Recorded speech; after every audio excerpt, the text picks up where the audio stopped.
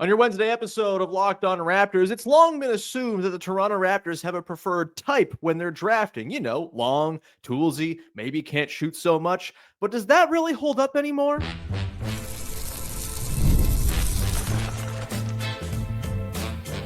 You are Locked On Raptors, your daily Toronto Raptors podcast, part of the Locked On Podcast Network. Your team every day. Hey! What's going on? And welcome to another episode of Locked On Raptors, part of the Locked On Podcast Network, your team every day. It is Wednesday, May the 21st, and I'm your host, Sean Woodley. I've been covering the Toronto Raptors now for 11 seasons on various platforms. You can find all my work over on Blue Sky. You can find the show on Instagram, and you can join us in the Locked On Raptors Discord server. Link in the description of the podcast, 100% free to join. We'd love to see you become part of our listener community. Come talk about the draft and the playoffs and all sorts of off-season scuttlebutt. Great place to come talk amongst pals on the internet. All right, on today's show, we're doing a draft-themed mailbag. You, the listeners in the Discord, came through with some excellent questions. We're going to rattle through them here, and they're not your classic, do you like this guy or do you like this guy type mailbag questions. No, we got some good ones. We got some creative ones. We got some deep ones, and we'll begin here. We will get into questions later on about past 9th picks gone wrong as the Raptors, of course, get set to pick at number 9. We'll get into talk about skills that I'm looking for when I'm trying to identify prospects that I like and more. But let's start with this question here from Nico in the Discord asking, do you think it's still accurate to say a prospect is, quote, Raptorsy, a Raptorsy pick that is in the era of Grady and Jacobe? It seems like in the first round, at least, the Raptors team building aspirations have shifted away from the toolsy 6'9" archetype you used to be able to pencil Masai in for. Is Raptorsy even a thing anymore? I still think that they have a type. I think it's probably more, honestly, on the personality end than it is on the actual on-court sort of build and dimensions and skill sets. I think they really value the interview process quite a bit. I think they really put a lot of stock into the type of people they're drafting. And it's a tougher thing to get a glimpse of because it's all done in back rooms and interview rooms that we're not privy to.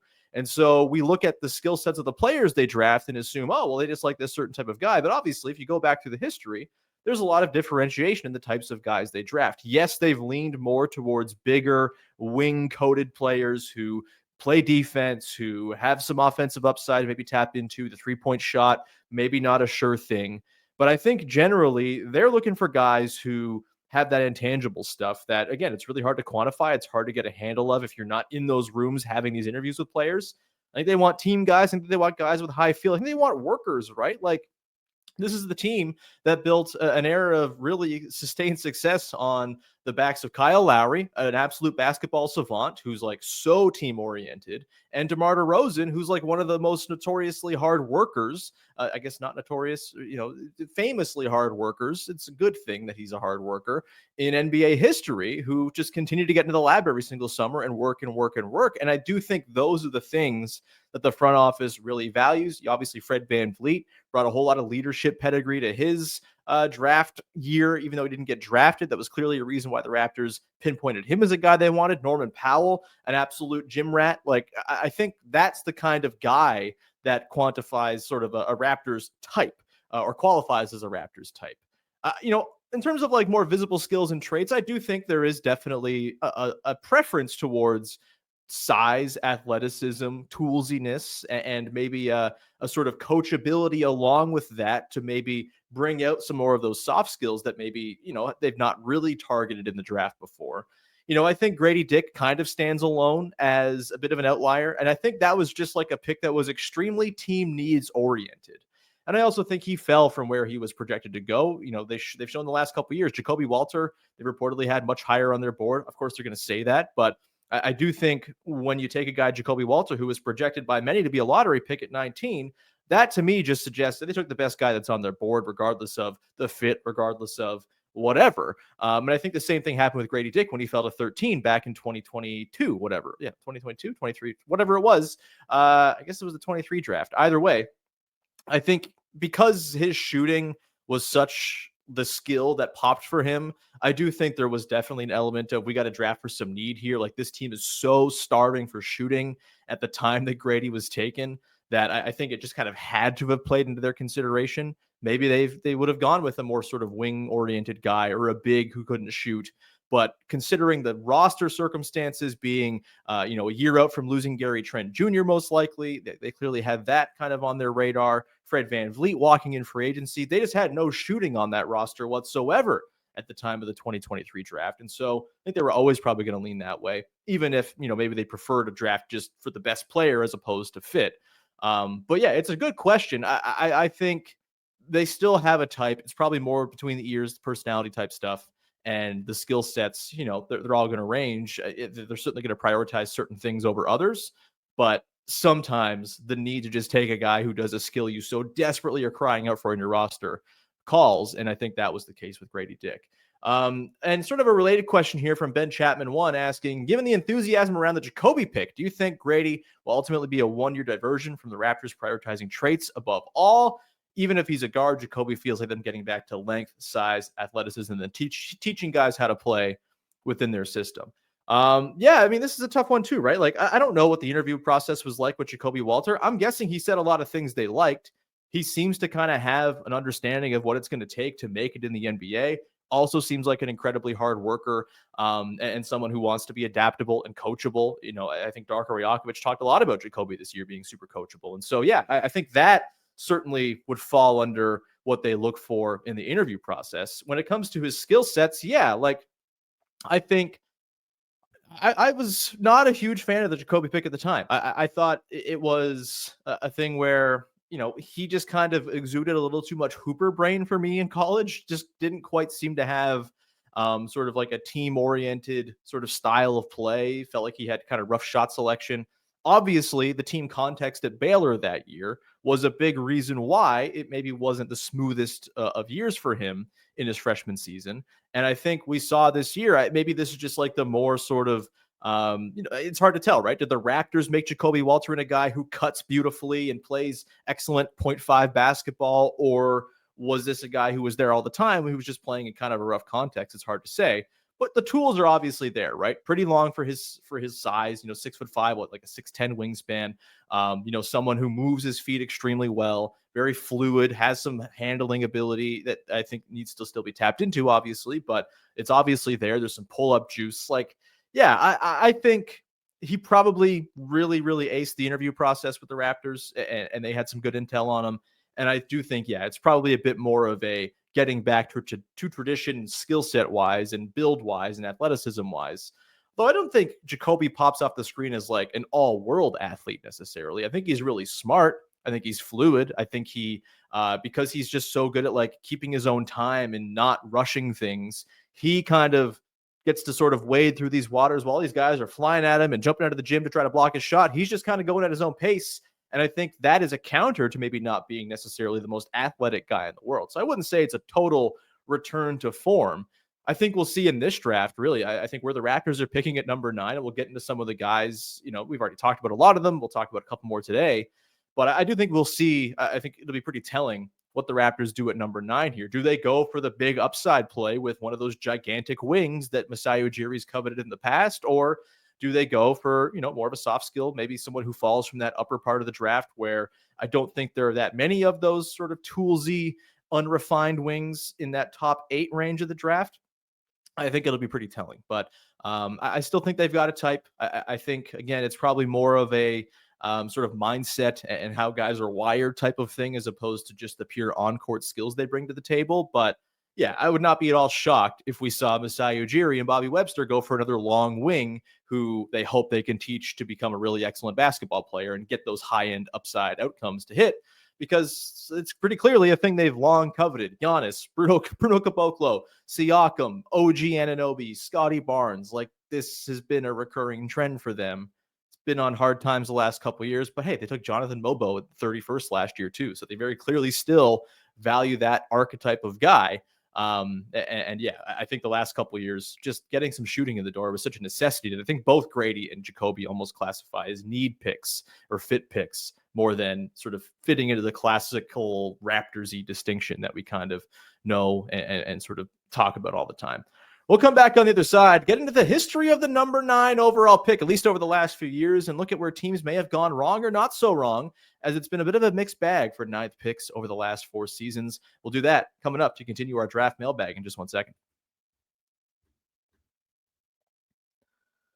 Today's show is brought to you by our friends over at Skims. Yes, that's right. It's time to talk about Sean's underwear again. And I'll tell you right now, I am wearing my Skims longer briefs right now while we record this podcast. And I'll tell you what, I'm extremely comfortable while I'm doing it. It's great. They are wonderful. When I found out Skims was making underwear for men, it got me really excited. I've heard all these great reviews. My wife has raved about them. I know they get all kinds of wonderful online praise for how comfortable they are.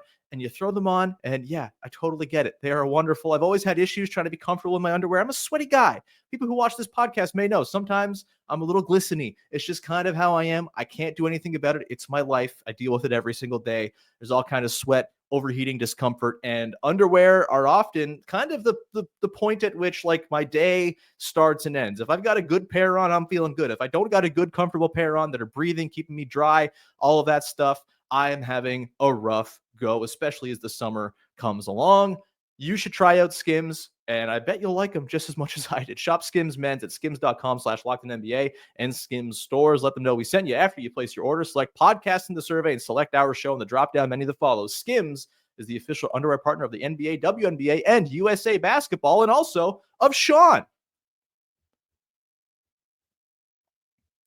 Back at it here on your mailbag edition of the podcast here on a Wednesday. Draft questions, the order of the day. Let's get to this one here from Green Giant JG asking, what did the last 4 teams who drafted number 9 do wrong? A really interesting question. Let's go back through the last 4 drafts and the number 9 overall pick. I'd say the most recent number 9 overall pick, the team didn't really do anything wrong. The Memphis Grizzlies in 2024 took Zach Edey, who was just announced yesterday as a first-team all-rookie guy. Congrats to him. Very cool. Can't wait till he's playing for Team Canada in major offseason competitions someday. Would have been nice to have him at the Olympics last year. I think, look, I was never a huge Zach Edey believer in the pre-draft process, and I still have my reservations about what he's eventually going to be as like a playoff viable big man. I think we saw this year, a little bit of a dicey proposition when you have someone that big who's not super fleet of foot. The playoffs are a place where all of your weaknesses are going to get poked at and poked at and poked at until something breaks. And I think Edey's going to struggle with that his entire career. I think that's going to be a thing he always faces just because of the way he's built and the way he moves at 7'4". Obviously, he brings a lot of other really good things to the table. He's an awesome offensive rebounder, nice touch on the interior, good free throw shooter, all of that stuff, a good rim deterrent at the rim when he is there in drop defense. But I think in the playoffs, it's a bit of a different story. I still have my reservations, but I don't think the Grizzlies did anything wrong, really. If they did anything wrong, I think it's maybe taking Edey instead of Kel'el Ware, who I think projects to be the best big in this class long-term, and I really liked him in the draft process leading up to last year. Bit of a shame he went a couple picks before the Raptors picked at 19. I think he would have been awesome on the Raptors, and I think they probably would have taken him if he was there, honestly. Just to find a big who has some potential stretch to his game. It's a very hard thing to find, very valuable thing, and I think that's the type of player who probably stays on the floor in the playoffs a little bit more. You're seeing it right now, right? Miles Turner has been an absolute stud in these playoffs. Karl Anthony Towns has been incredible. Chet Holmgren is a spacing big. And yeah, he's had his playoff troubles, but that's a guy who allows you to do a lot of different things in the postseason. And I think especially with Scotty Barnes not being like a pure shooter, having a spacing big next to Scotty Barnes would be incredible for the Raptors. We're not talking about the Raptors right now, though. We're talking about the Grizzlies. I think Zach Edey was a really nice pick for them. I think, yeah, they could have used some stretch from their big men. I also think next to Jaren Jackson Jr., they need someone who can rebound the hell out of the ball. And Zach Edey very much does that. And so I have no issue with what the Grizzlies did.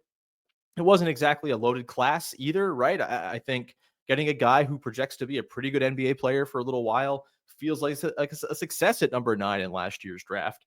So I don't think the Grizz did anything necessarily wrong when they picked 9th last year. 2023, this is where things get a little more rough. Taylor Hendricks was the 9th pick in 2023. And look, I feel bad for saying the Jazz totally screwed the pooch on this one.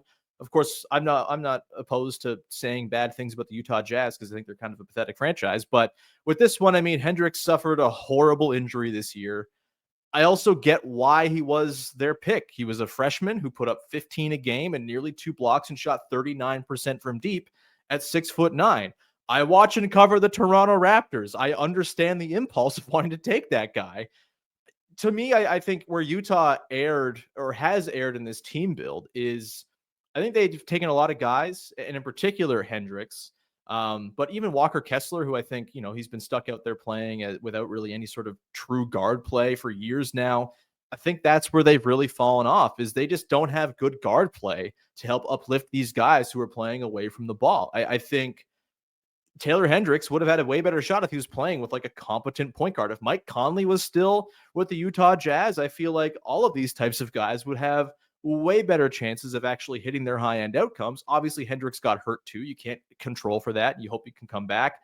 Looked like a pretty devastating injury. We'll see. But when you have Jordan Clarkson and Colin Sexton as veterans playing on a team that's trying to lose, you're asking them to go gunner mode. You're asking them to not help uplift the other guys on their team. And then you have like Keontae George and Isaiah Calder who've had their moments here and there, but I don't think they're guys who are making others around them better, at least not yet. And so with Hendricks, I think he was kind of put into a situation where it was just never really going to be all that easy for him to succeed. On top of that, I think maybe the Jazz looked a little too much at the sort of projectable size and stuff and said, hey, well, this guy's definitely going to be what he was at Central Florida in college in the NBA. And it's hard to project these things. Again, the 39% from deep on for a 6'9" guy. I totally get why they did it. Maybe you should have taken Cason Wallace or Derek Lively or, someone else, but I don't think it's like an indefensible pick logic wise. It just hasn't worked out very well. And I don't think the team context that the Jazz have put together is doing any of their young guys any favors because it's all just a bunch of young guys who don't know how to make others better, trying to share floor, fight for minutes, fight for jobs, fight for long-term stability in the league. And the result you get is a 17-win basketball team that absolutely stinks. 2022, Jeremy Sochan. Look, when you look at this draft, I don't think Sochan's like an indefensible pick at 9 either. Yeah, Jalen Williams goes a couple picks later at number 12 to the Thunder. Boy, would he look really good next to Wemby right now. That would have been a really awesome pick. He was also sort of like a mystery box guy, and we'll get into one of those guys coming up in the last part of the show, by the way, in this year's draft. This sort of small college, sort of uncertain sample, really performed well at the combine, all that stuff. Sort of a late riser type. I don't blame anyone who didn't take Jalen Williams. I think a lot of teams kind of missed on that one. And, there's some, if you squint, you can see Jeremy Sochan doing good things. I think he's a good defender, really good rebounder, all of that. I think where the mistake was made by the Spurs here was just the classic, this guy can't shoot, but we can fix him type of thing. And I think we've seen that really take over a lot of teams over the years. And, teams and fans talk themselves into guys where the history that says like, if you can't shoot, it's pretty hard for you to actually end up being a really good high level shooter in the NBA. Way more often than not, you're not getting those sort of outlier development tracks where you go from non-shooter to knockdown shooter. And I think the sort of bar is so high in the NBA now, where if you're not a knockdown shooter, teams are going to defend you differently. And that affects your whole team and the way you build your team and all of that. And like I said, I think we've seen in these playoffs, it's not looking great now with, these teams with spacey bigs and shooting all over the place being in the conference finals. But I do think we've seen you can be a successful, at least regular season team with a little bit less in terms of overall shooting talent. You can have a couple of iffy shooters on the floor and still get by if you're damn good at defense and you kind of win on the margins and you're good at the rim and all of that stuff. But it's pretty clear that you need to have really good shooters. And I think making these bets on guys, Jeremy Sochan was like a 29% shooter in college. He's a 30% shooter in the NBA. Usually what you get in college is what you're going to get in the pros outside of the odd, really impressive development arc. And yeah, every team thinks they can be the one to facilitate that development track, but it's really hard to do. And I just think that's where they kind of went wrong here with Jeremy Sochan. I still think there's a way for him to fit on a team with Wemby and lots of shooting around him as like the one non-shooter out there. But, he's not exactly blowing the doors off as an incredible 9th overall pick by any means. And then 2021, Davion Mitchell, our favorite. Look, man, glad he had a really impressive back part of the year. Looked good with the Heat. Obviously, the Heat weren't very good, so take that for what it's worth.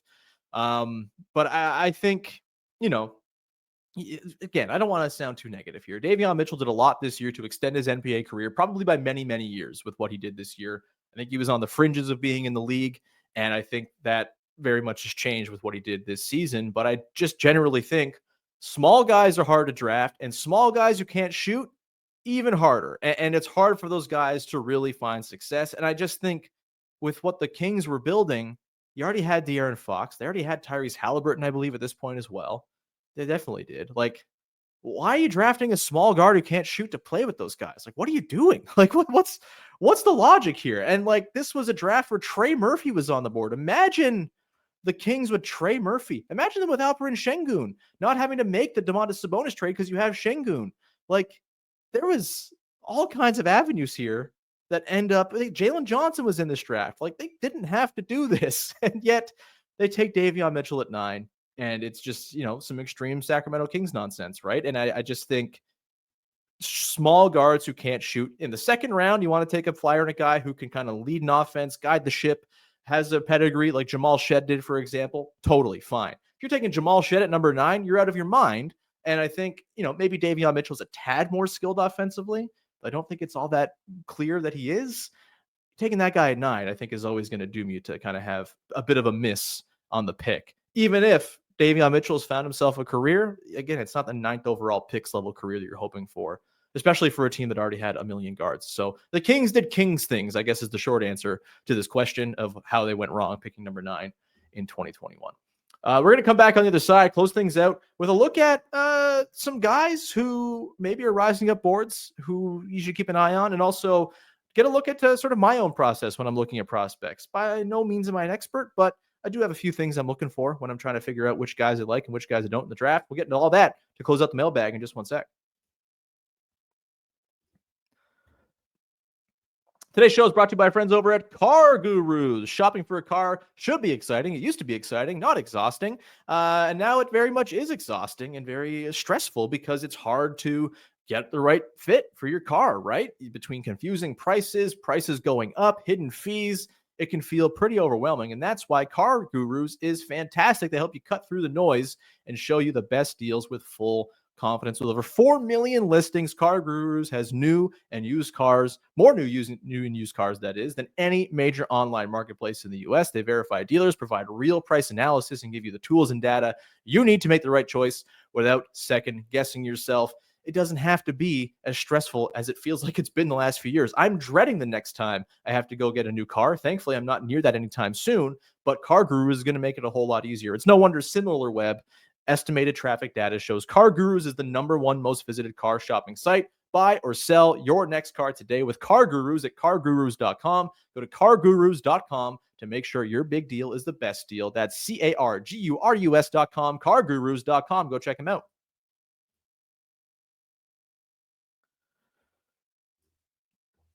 Wrapping up the mailbag here, the draft-themed mailbag. Thanks to those who sent in questions. If I didn't get to your questions, either they weren't good enough, damn it, or I just ran out of time. And I'll try to get to you in the Discord, in the mailbag chat.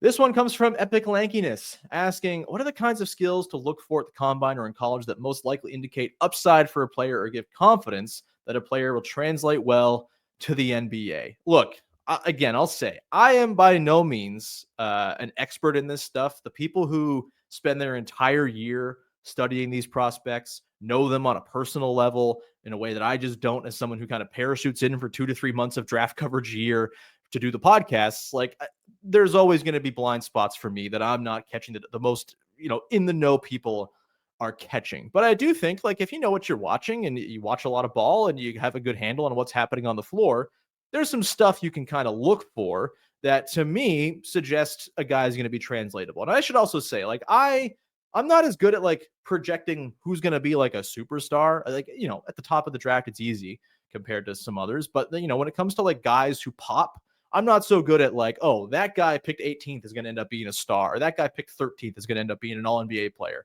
I'm not great with that stuff. It's totally an area where I find it's pretty unknowable, hard to project. And I think a lot of people find that, right? It's a lot about the situation you land in, what's going on between the ears of the guy that's been drafted, and a lot of unknowable stuff that informs whether or not that star upside is there. But as far as like NBA translatability, I always look for the stuff that you can't really teach. First of all, I think like size, athleticism, measurables, they're not everything. Of course, there are plenty of very large and athletic players who haven't been good basketball players because like you have to also be able to play the game very well in order to be an NBA player. And so I like to see size, athleticism, measurables combined with feel for the game, right?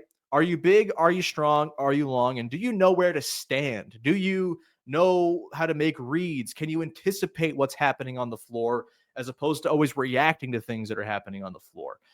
Do you know where not just you are going and what your place on the floor means for yourself, but do you know what it means for the other 9 guys on the floor on offense and defense, right?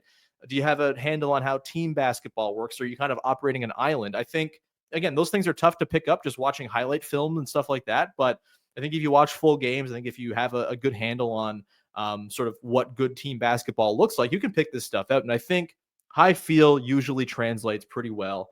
And I think it translates well to being a good defender as well. Even if you're not the most athletic guy in the world, if you're a high feel player, you just kind of know the game, you understand, you have good anticipation, good instincts, like that can make you a passable defender on its own. Trying and kind of knowing where to be are 2 really big parts of being good at defense. And I think those all play into it here. Another thing I like a lot is high assist rates. Always really intriguing to me.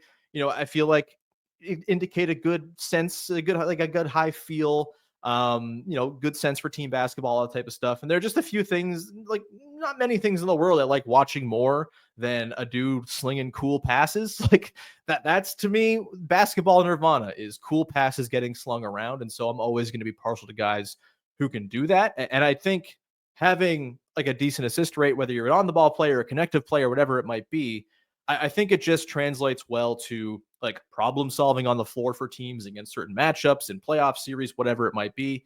Having an ability to pass, like that is such a huge thing. So many possessions can die on the vine if you've got guys who just don't know what to do to make the next read, to make the right pass, turnovers, all that type of stuff. Like that can really hurt the impact of a player. So someone who can make connective passes, someone who can make creative passes, whatever it might be, whatever player type you're looking at, you got to be able to pass. You got to be able to move it, know the next read, make the extra pass, that type of stuff. That always to me stands out as a thing that I really like in the prospects that I tend to, gravitates towards. And then shot making, obviously, like that's a really big deal. You got to hit your shots, right? Like you got to be able to score the basketball, especially in today's league where offense is taking over as the more sort of telling. And, if you just go back through the years, offense, it's sort of tilted in the last 5 to 10 years.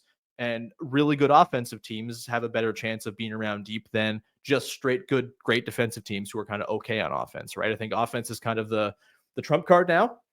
And so you got to be able to make your shots, right? Like we've seen this with the Raptors in recent years. They've just not been able to make shots, and that has really hurt them, even when their defense is, in a decent shape and they're improving, or at the end of the Nick Nurse era, they had some pretty good defenses in there. They just couldn't make anything to save their lives, couldn't score in the half court. You got to be able to make shots. And not all shot making is equal. I think sometimes you have guys who rely solely on tough shot making because they don't really create easy looks for themselves. That's a bit of a red flag.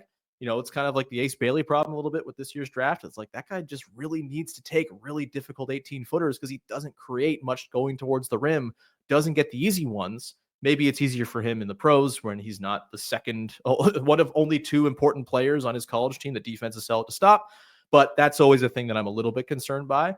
But, if you're scoring at the rim well, if you're a good rim finisher, if you are a good 3-point shooter, you have good indicators there, you're a good free throw shooter, you have good shooting touch, all that stuff to me feels pretty important. And then I also, kind of the last thing I look for is like both on and off ball role projectability. Obviously, like some guys are never going to be on ball players and, they kind of have to make their bones as off ball players. And I think a lot of those guys, they go in the sort of the later reaches of the draft and a lot of them end up working out as those types of off ball guys. But I do think if you're picking really high, a thing for me is you just can't have a pick that yields you nothing, right? You can't have a pick where you take a guy and if he doesn't hit that super high end outcome, there's just no floor to fall back on. There's got to at least be a way to sort of get some value out of that draft slot, even if you're not getting that star you're hoping to get. And so, it'd be great if everyone drafted high could be an on-ball creative type, and that'd be amazing. But there's only a finite number of those roles in the NBA. There's only like a few handfuls of players alive who can truly be offensive hubs on good offenses that drive winning basketball with the ball in their hands. And so when a guy is a prospect who comes in having mostly been an on-ball guy in college and doesn't really seem to have a skill set that is conducive to playing away from the ball, That to me is a major red flag. We talked about this yesterday on the show with Igor Demin. I don't see a world in which he's a good off-ball player because he's not a good three-point shooter, and he seems so dependent on having the ball in his hands to be able to kind of make his passing flashes pop off the screen. But even then, the passing flashes, they're not really all that impressive. They're not super creative because he's not getting deep position. He's not turning the corner on guys. And I just don't think there's a world in which a guy who can't beat college athletes off the bounce is a lead offensive player in the NBA. And so if you can't fall back on being a good off-ball player, that's really concerning to me. Whereas like a guy like, say, Trey Johnson, for example, or even Ace Bailey, who, again, I think more the right way to look at Ace Bailey is like high-end role player type, not star guy who's going to be this massive wing creative force for you. I think that doesn't do him any credit or doesn't do him any favors to be like, oh, well, he's just going to be a guy who, scores 25 a game scoring from the wing. Like, I don't think that's the way Ace Bailey's going to end up being successful if he's successful. I do think there is like a 3-and-D fallback for him, though, that even if the star stuff doesn't come along, he can be someone who's offering productive minutes and valuable winning basketball to teams that are serious. I think the same thing about Trey Johnson, even. I'm a little more concerned about the defense, but the shot making is incredible. And even if I don't think he's going to be an on-ball creative player, because I think he has trouble getting to the rim and beating guys off the bounce himself, and to the earlier point, kind of relies heavily on really tough shot making to make his bones. I just think, for me, it's like he clearly is going to be an amazing off-ball shooter, movement shooter. He's going to have a role where he's very effective. And I think that, to me, I'm not a huge Trey Johnson guy, but I understand why he's kind of rising up boards, because that type of skill set is really useful to be able to just, at the very least, be an excellent shot maker off the ball. Every team can use that. And so that to me is a little bit more appealing than, say, a guy like Demin, who I just don't see having much off-ball utility. And if that's the case, I think he's going to have a really hard time in the league. Let's quickly run through one last one here. We'll talk about some of these guys in way more depth as we go forward here. But Tom No Tank closes us out with, every year at least one guy builds steam in workouts and interviews and rises into the lottery. Beyond the usual names, Senge, Bryant. Who's the guy this year? Is it Cedric Coward? Is it Johan Berenger? I think Cedric Coward is a great pull. If you haven't really watched much Cedric Coward, makes sense because he barely played last year. He played 6 games for Washington State after transferring out of the Big Sky Conference where he played for Eastern Washington. But the production is kind of insane. 18 points, 7 boards, 4 assists in 6 games last year. Shot 40% from deep, 71% from 2, and like a 70% true shooting percentage over his college career. Yes, not against great overall competition, being in the Big Sky for most of his college games, 66 of his 72 college games. But he led the Big Sky in true shooting percentage in 2023-24 at 67.7%, which was his career low true shooting percentage in a college season. Guy finishes shots. Guy hits threes at a crazy high clip. He takes a lot of threes as well. He's 6'6". He has a 7'2" wingspan measured at the combine. I totally get why people would be talking themselves into Cedric Coward. I want to talk more about Cedric Coward. We might talk about him on tomorrow's podcast with Trill Bro Dude. He's really interesting, man. Another guy, I think, Trey Johnson is one who just totally killed at the combine, in the scrimmages, in all the measurements, everything. I think he's pretty clearly going to go like top 5 now, top 6, I think maybe at the lowest. And so, he's probably not going to be in the Raptors mix now at number 9 because he's kind of risen out of that range. That's fine. He was never my cup of tea and probably has too much overlap with guys they already have, but good for him. He's rising up and had a really good performance. And the other guy who we'll talk about, I think probably on Friday, when I'm going to talk about some of the more unheralded bigs in this draft, Maxime Reynaud. I've talked about him for a second. Raphael Barlow talked about him on the podcast a couple weeks ago when he was on. Like, really damn skilled offensive big man. Can post up, can face up, hits threes, rolls and finishes, dunks, transition, good feet moving on the run. We'll see about the defense. I got to dive a little more into that. And I think that could be a concern because he seems like maybe the kind of guy who's going to get ragdolled a little bit in the NBA. 22 years old, so an older prospect too, but you can't argue with the production. And I think if teams are looking for skilled bigs, like that's seemingly a very highly prized commodity in the NBA these days. I think Maxime Reynaud's a guy who could kind of climb up here as we get closer to. Also, again, go check out the Locked On NBA Big Board interview that Raphael did with Reynaud. Pretty fun guy to just hear talk. Kind of he's got like a bit of a swagger to him, a bit of a hooper brain to him, and he's a fun prospect, man. I'll talk about him on Friday. I'm probably also going to dig into like Danny Wolf and some other big men who may not be there at number 9 for the Raptors. It might not be in consideration, but maybe should be. Either way, we're going to leave it there. Thank you so much for rocking with the show. Thanks for sending in your mailbag questions. Always appreciated, of course. And we will talk to you again on Thursday. As Trill Bro Dude from Ball is going to be by. We're going to talk some draft. We're going to talk some Jacobe Walter as well, which should be fun because Trill Bro, the Ball guys have themselves lots of Jacobe Walter skepticism, which, hey, I'll try to talk him off the ledge. Either way, thank you so much for rocking with the show. We'll be back again Thursday. In the meantime, follow, subscribe, rate, review, tell a friend, etc., etc. Thanks for hanging. Bye-bye. Oh, rimmed out, damn.